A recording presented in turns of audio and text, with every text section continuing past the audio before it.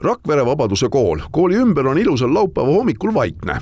Raginaga koolis algas peale rohkem kui 10 päeva tagasi, täpsemalt 11. mail. 6. klassi inimõpetuse tunnis tuli lisaks juba klassis olnud sotsiaalpedagoogile, kes ühtlasi ka klassijuhataja, sinna veel üks pedagoog. Ning lastel paluti väidetavalt käskivas toonis lauale kraamida kõik asjad, mis koolikotis või taskus. Sellise läbiotsimise aluseks on kodukorrapunkt, mis näeb ette sellist tegevust juhul, kui selleks on põhjendatud kahtlus. Mis see murekoht siin on ja mille osas just linn kui koolipidaja ja ka haridusministeerium on kinnitanud, et tegemist on väga suure rikkumisega, et see toimus siis koolijuhi kinnitusel ennetustegevusena ja rutiinselt. Siin ongi koolipoolne veakoht, mille vastu eksiti. Mitte ametlikult oli kahtlus selles, et kellegil selle klassi õpilastel võis kotis olla elektrooniline sigaret.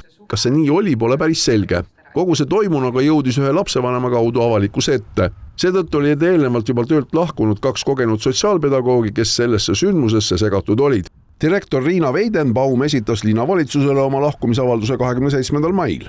Rakvere linnapea möönab, et selle juhtumi puhul jäid ka nemad sündmuste kommunikeerimisega hätta. Ja mille pärast ma kindlasti soovin vabandada küll linna poolt on see, et lapsevanem, kes pöördus, ta ei saanud piisavalt kiiresti vastust, et oleks olnud väga inimlik vastata, et aitäh pöördumast ja me tegeleme teemaga, aga paraku oli nii, et me tegelesime teemaga, aga tema seda ei teadnud. Sotsiaalpedagoogide käitumine Rakvere Vabaduse koolis ja nende lahkumine ja direktori tagasiastumine on ikkagi päris suure tormi siin Rakvere haridussüsteemis üles puhunud. Täna pidi toimuma siin kooli ees toetusmiiting direktori kaitseks. Kell 12 pidi algama, kedagi ei ole kohal, sest miiting jäeti viimasel hetkel eile õhtul ära ja loodetakse saada rahumeelne kokkulepe. Kuigi linnapea on direktori lahkumisest rääkinud ja oma jah-sõna andnud, siis protsess näeb veel ette laiemat kvoorumit, seega see pole veel sugugi selge. Minu linnapeana ainuisikuliselt siis ei ole seda õigust, et me ka kohtumisel selgitasime, et juhul kui ta ei oleks ise siis avaldust esitanud, siis allasutuse juhiga töösuhte lõpetamine on linnavalitsuse otsus, mis tähendab, et see arutelu toimub istungil ja esmaspäevasel istungil me seda siis ka arutame. Me oleme kokku leppinud kohtumise direktoriga sellele järgselt siis kolmapäevaseks päevaks, et ta viibib praegu ka haiguslehel. Kuigi kooli eest täna keegi otseselt miitingule ei tulnud, olid inimesed toimuvaga kursis. Sa oled selle sama kooli poiskunega olnud, jah? Jah, lõpetasin 2 aastat tagasi. Sa tunned ju kindlasti ka direktorit sellisel juhul, et kuidas seda direktorina oli?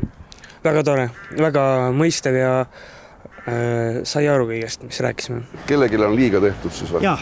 Aga kellele siis? Merilin Pudel, see, kes... sotsiaalpedagoog. Ta on väga tore inimene, et ma ei ütle üks halba sõna. Ei, no kõik räägivad, et ta on tore inimene. Ma olen ise temaga otseselt kokku puutunud.